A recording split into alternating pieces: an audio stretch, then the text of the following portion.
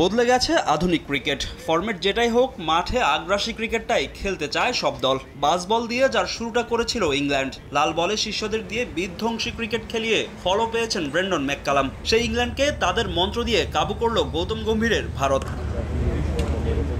ইংল্যান্ডের বিপক্ষে টি-20 সিরিজে বিধ্বংসী ব্যাটিং করেছেন ভারতীয় ব্যাটাররা। এক প্রান্তে উইকেট হারাতে থাকলেও নিজেদের ব্যাটিং অ্যাপ্রোচে কোনো পরিবর্তন আনেননি অভিষেক শর্মা, তিলক ভরমারা, যার ফলও পায় টিম ইন্ডিয়া। থ্রি লায়ন্সদের বিপক্ষে 4-1 ব্যবধানে সিরিজ জিতে নেয় ভারত। সিরিজ শেষে ব্যাটারদের আগ্রাসী মনোভাব নিয়ে মুখ খুলেছেন ভারতীয় কোচ। প্রতি ম্যাচের আগেই শিষ্যদের নির্দেশ দিয়েছেন আক্রমণাত্মক ক্রিকেট খেলার। উইকেট পড়লেও যেন রানের গতি না কমে সেই পরামর্শই ম্যান ইন ব্লুদের দিয়েছেন কোচ। তাতে অল্প রানে অল আউট হলেও সমস্যা নেই বলে জানান গম্ভীর। টি-20তে আগ্রাসী ক্রিকেট খেলতে চাই, আমাদের হারের ভয় নেই। ঝুঁকি না নিলে পুরস্কার পাওয়া যাবে না।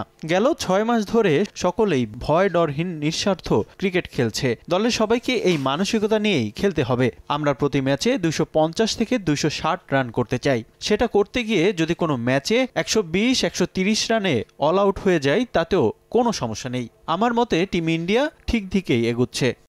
শুধু টি-20 নয়, ওয়ানডে ক্রিকেটেও ব্যাটিং আগ্রাসন ধরে রাখতে চান ভারতীয় কোচ। চ্যাম্পিয়ন্স ট্রফিতেও ভারতীয় ক্রিকেটাররা একই মেজাজে খেলবেন বলে জানান গম্ভীর। চ্যাম্পিয়ন্স ট্রফিতেও ব্যাটাররা একই মেজাজে খেলবে। আমরা দর্শকদের আনন্দ দিতে চাই। সাদা বলের ক্রিকেট অনেক বদলে গেছে, এখানে ঝুঁকি না নিলে ভালো ফল আসবে না।